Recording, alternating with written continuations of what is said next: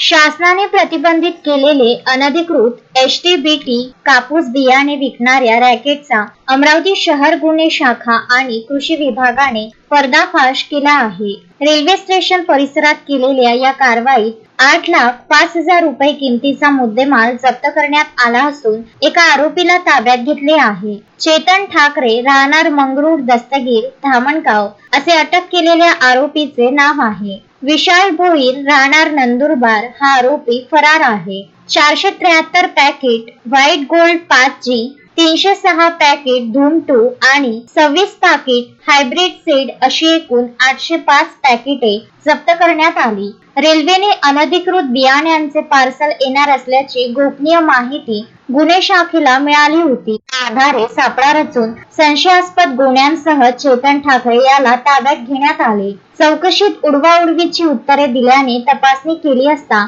त्यात प्रलंबित बियाणे आढळले. या प्रकरणी सिटी कोतवाली पोलीस स्टेशनमध्ये गुन्हा दाखल करण्यात आला असून पुढील तपास सुरू आहे.